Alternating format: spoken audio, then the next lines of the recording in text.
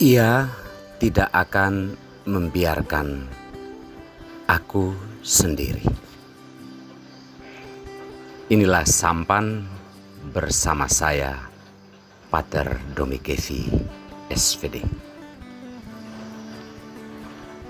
Bapak, Ibu, saudari-saudaraku yang terkasih, sampan kembali berlayar menyapa Anda di hari ini, dimanapun saat ini Anda berada.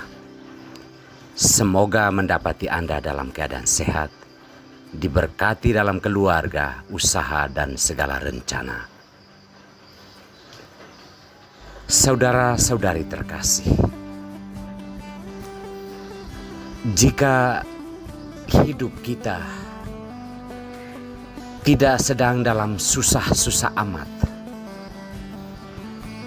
sebaiknya kita tidak mengeluh. Mengapa demikian? Karena ada di belahan dunia kehidupan kita yang lain, penderitaan banyak orang begitu hebat dan berat.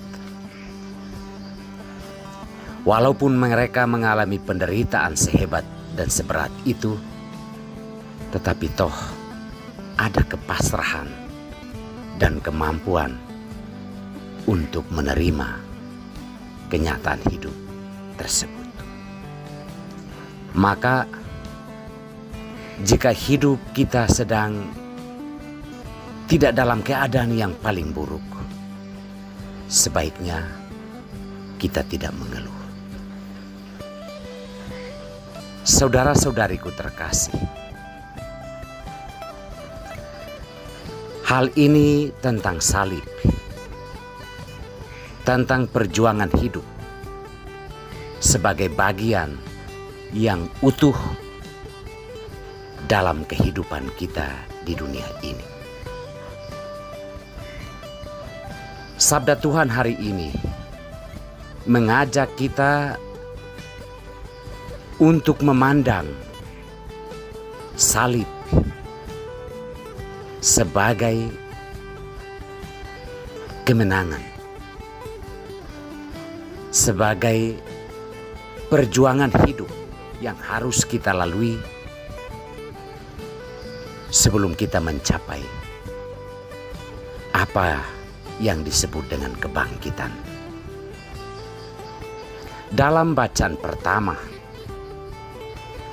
ketika orang Israel di pertengahan perjalanan di padang gurun, mereka mengeluh tentang makanan yang hambar, tentang kurangnya air, dan berbagai macam hal lain. Mengeluh bukan karena sama sekali tidak ada makanan, tetapi karena makanan itu rasa hambar. Kita bisa melihat makna terdalam dari keluhan ini adalah soal selera, bukan kebutuhan. Karena apa yang menjadi kebutuhan mereka dipenuhi Allah. Karena Allah lah yang membawa mereka keluar dari Mesir. Tetapi selera mengubah mereka di pertengahan jalan. Mungkin kalau kita singkong atau makan makanan yang itu-itu saja, kita tidak bersyukur tetapi kita mengeluh. Sementara di dunia belahan kehidupan yang lain, banyak orang yang untuk mendapatkan nasi sepiring saja itu sulit. Maka Allah menyuruh ular-ular berbisa memagut mereka untuk sadar bahwa Allah tidak membohongi mereka. Mereka hanya bisa disembuhkan atau selamat jika mereka memandang ular tembaga yang diangkat oleh Musa. Ini sebuah simbol bahwa Allah mau menyuruh mereka, menyuruh kita untuk memandang penderitaan dan perjuangan hidup sebagai bagian utuh dari kehidupan. Dalam bacaan Injil, Yesus juga berbicara tentang salib, tentang penderitaan,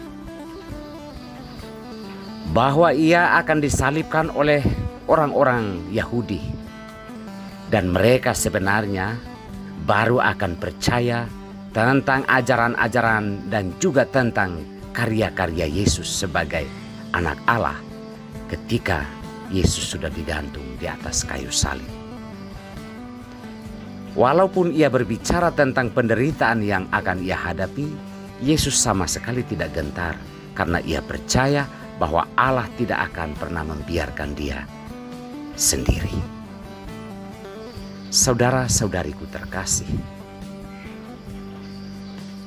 jangan takut pikul salib. Jangan takut melalui perjalanan hidup yang berat.